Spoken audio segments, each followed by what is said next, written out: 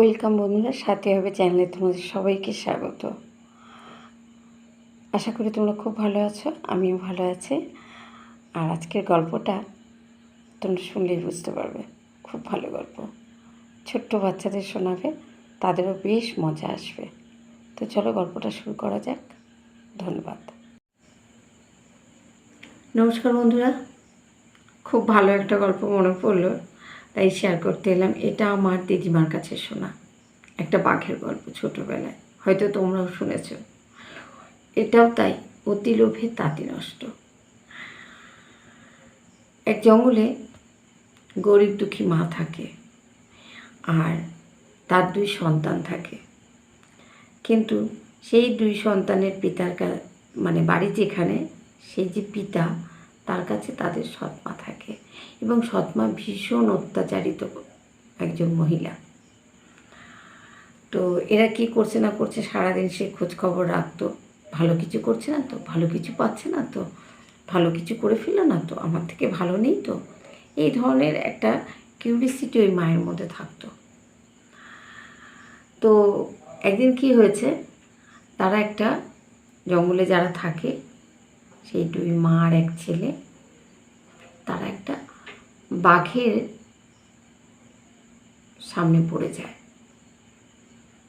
তখন বাঘ মামা তো খাবো খাবো করে তাকিয়ে পড়েছে প্রচণ্ড। তখন এরা বলছে, বাঘ মামা খেও না। আমরা তো তখন ছোট, আমরা গল্পটা এইভাবেই শুনেছি, দিদুন এইভাবেই বলেছিল। তখন বলছে, খাবো কি খাবো না সেটা আমার উপরে ছেড়ে দে না, আগে বলতো আমার চোখ দুটো কেমন। এবার ওর মা বলছে, ওরা কি বোঝে বাঘ মামা, আমি বলবো? বলছে, ঠিক আছে বল।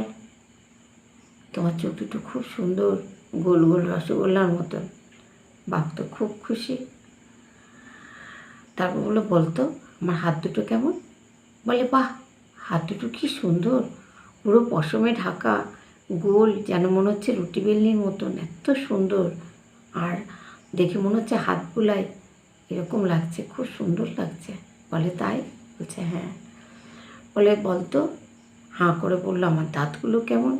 বলে, বাহ, কি সুন্দর, মূলোর মতন বড় বড়, একদম সাদা ধপধপে, খুব ভালো লাগছে দেখতে। তখন সে বাঘ ভাবলো, সত্যি তো, আমাকে তো এরকম কথা কেউ বলেনি। এরা তো তাহলে খুব ভালো, ভালো মানুষকে খাবো না, আমি বরং এদের ছেড়ে দিই। তো বাঘ মামা বলেছে, আর বাচ্চা দুটো তাহলে নাতি নাতনি হলো, বাঘ মামা তাকে কি আর এমনি ছাড়ে?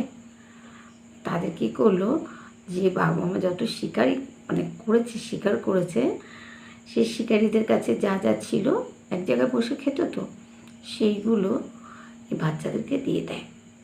অনেক কিছু থাকে, কোনো ব্যবসাদার, তার কাছে গৌররত্ন রয়েছে বা মোহর রয়েছে, কোনো রাজা, তার কাছেও কিছু না কিছু পেয়েছে, কোনো হয়তো রানীকে খেয়েছে, তাকেও পেয়েছে, তো তাদেরকে এগুলো সব দিয়ে দেয়। তো তারা জঙ্গলে একটা সুন্দর ঘর করে এবং খুব সুন্দরভাবে থাকে। সৎমার তো কিউরিসিটি যাবে না কোথাও। সৎমা চিন্তা করলো, দেখি ওদের ঘরে আলো জ্বলছে রাত্রিবেলা, যেখানে আলো জ্বলতো না, এত আলো, যেখানে অন্ধকার থাকতো, কিছুই দেখা যেত না সন্ধে নেমে আসলে, এখন আলো দেখা যায়। কালকে যেতে হবে এদের বাড়িতে, দেখতে হবে ব্যাপারটা কী।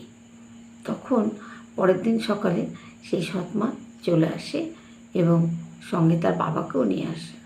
বাবা তো সেই সৎমায়ের হাতের মুঠোর খেলনা, বাবা আসতে বাধ্য। তো এরা তো কিছুতেই বলবে না, কিন্তু অত্যাচারিত মহিলা একজন অত্যাচার করে।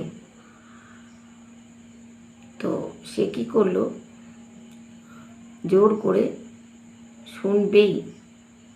তখন সেই মা কী করবে, তখন সেই মা বলল, আমাদের এটা একটা বাঘ মামা দিয়েছে, আমরা তার কাছ থেকেই পেয়েছি।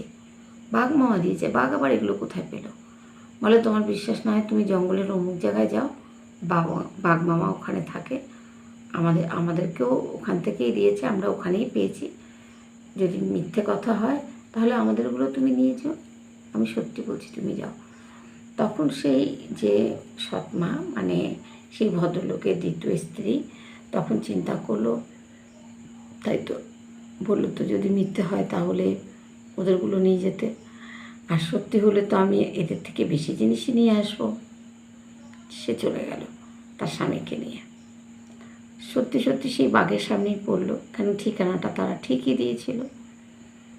যখন বাঘ আবার ওরকম প্রশ্ন করতে শুরু করলো যে বলতো আমার চোখ দুটো কেমন, তখন সে বলছে ওরে বাবা কি বড় বড়, কি ভয়ানক।